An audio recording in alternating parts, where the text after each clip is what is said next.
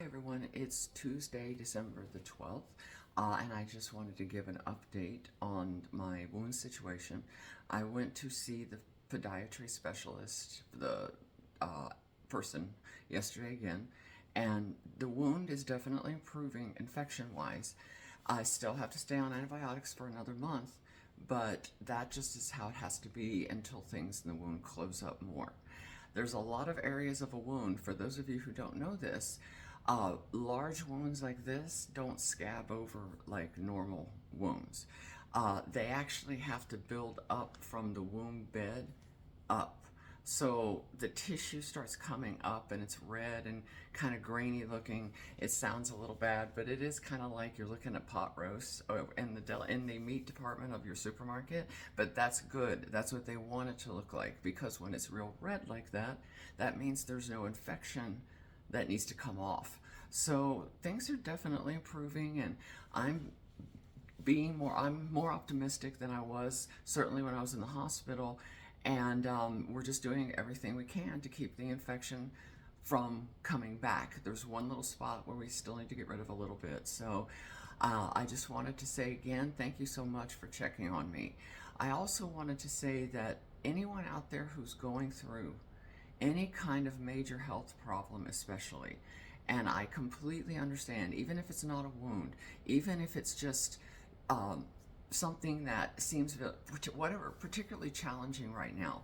A lot of people I'm 56, a lot of people in their 50s, especially women, have been or already have developed autoimmune disorders, which can lead to all kinds of pain and problems and issues that doctors don't really know how to treat.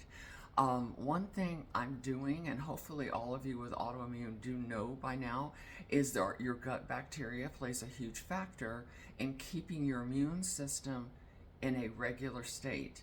The way it's been explained to me is that when we eat certain types of food, and so there's certain wheats in this country, but there's also a lot of other foods, like I'm not supposed to be eating beans, legumes, which are usually really healthy.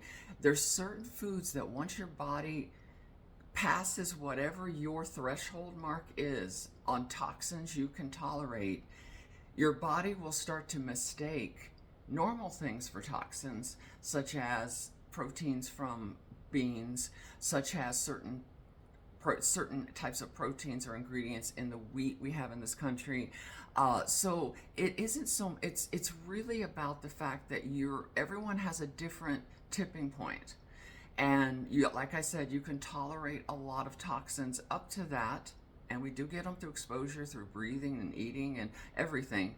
But once you've tipped that, once you cross over, that's why anything starts flaring you or anything starts setting you off.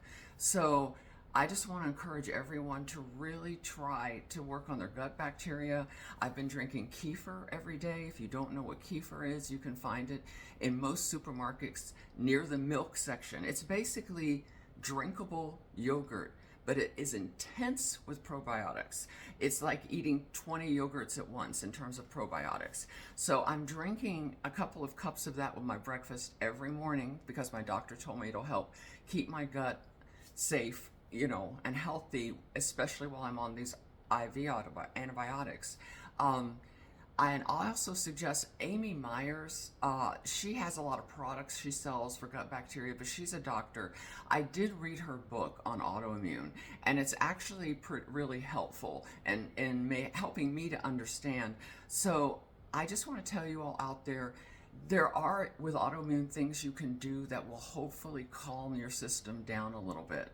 Right now, I'm also drinking Kalawalla tea, and I'm going to grab that so I can show you what that is. Okay, so this is the Kalawalla tea.